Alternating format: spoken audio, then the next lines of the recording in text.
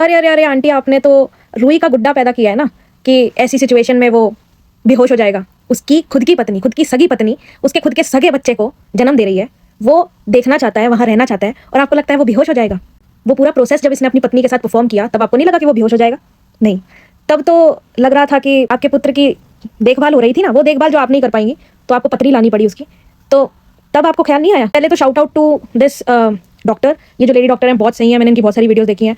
हर video में एक message के तौर पे चीज़ें जाती हैं कि किस विमेन इस पीरियड में होती हैं, तो उस समय कैसे कैसे भिन्न भिन्न प्रकार के लोग आते हैं और उनकी कैसी पेट्रियार्कल सोच होती है, और कई बहुत अच्छे भी होते हैं।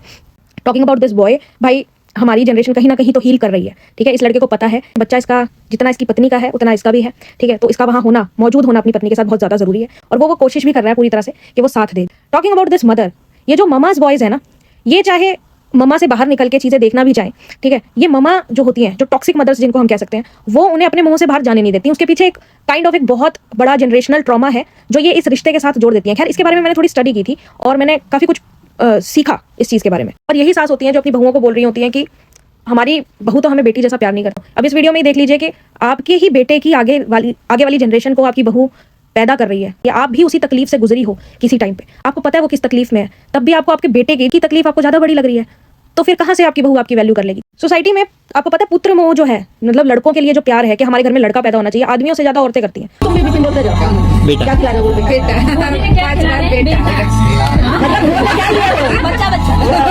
बेटा बोलो,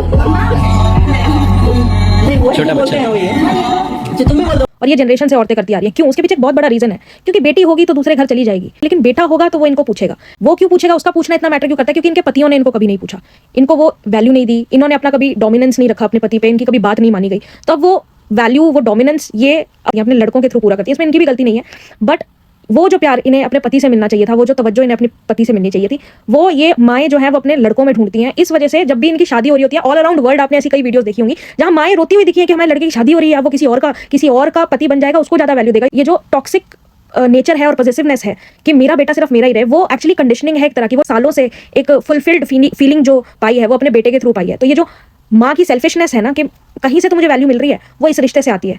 ये बहुत ही अजीब है सुनने में, बहुत अनकंफर्टेबल है सुनने में, बट यही रियलिटी है। ये पूरा एक बॉन्ड क्रिएट होता है over the period of time, एक माँ में और एक बेटे में। जो उसके जो रिजल्ट्स हैं वो लड़के की बीवी भुगतती है या उनके बच्चे को भुगतते हैं। हमारी जनरेशन का होना चाहिए कि like we have to break this chain, कि अगर हम एक पति पत्नी के रिलेशनशिप में आ रहे हैं तो पति पूरी तरह से डेडिकेट हो अपनी पत्नी के लिए। माँ के लिए भी हो, माँ के लिए जो वैल्यू है वो अलग है, लेकिन पत्नी के साथ उसने जिंदगी बितानी है।